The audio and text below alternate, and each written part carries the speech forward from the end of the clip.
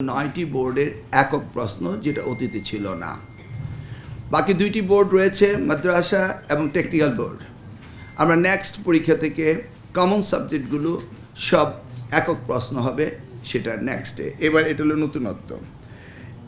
এবার আরেকটি হয়েছে, আমরা পুলিশ প্রশাসনকে অনুরোধ করেছি তারা যে নিরাপত্তার জন্য যারা থাকছেন তাদের কাছে বডি ক্যামেরা থাকবেন এবং আইন শৃঙ্খলা পরিস্থিতির জন্য নিয়ন্ত্রণ থাকে, সেই জন্য আমরা এটা নতুন ইনক্লুড করেছি। লাস্ট এক্সামের সম্পর্কে কিছু সোশ্যাল মিডিয়া বিভ্রান্তিকর নিউজ দিয়েছে, এবার সেই ব্যাপারে সাইবার আইনও হয়েছে।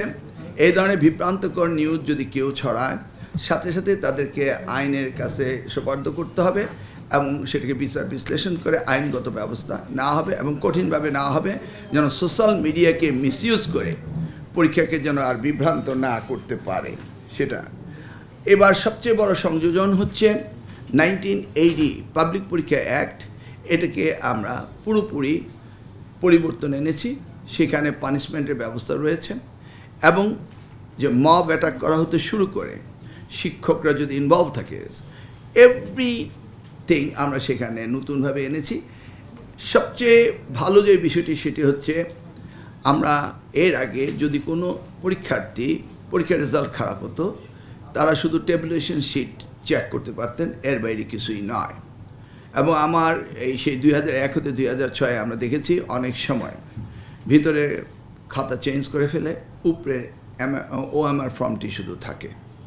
সেই জন্য এবার আমরা পরীক্ষার খাতা নিরীক্ষণ করা পুনর এক্সামিন করার ব্যবস্থা আমরা এই আইনের মধ্যে রেখেছি। এমনকি এক্সামিনাররা সঠিকভাবে খাতা দেখছেন কি না সেটাও আমরা এবার স্যাম্পলিং করে বোর্ডগুলোতে খাতা নিয়ে আমরা দেখব এক্সামিনাররা কি ওভার মার্কিং করছে না আন্ডার মার্কিং করছে, সেটাও আমরা পরীক্ষা নিরীক্ষা করব। একই সাথে এক্সামিনার আমরা বাড়িয়ে দিচ্ছি যেন খাতা দেখার মধ্যে সুন্দর হয়। এই বিষয়গুলো আমরা অতীতের এক্সপেরিয়েন্স থেকে এবার আমরা নতুন ইনক্লুড করছি।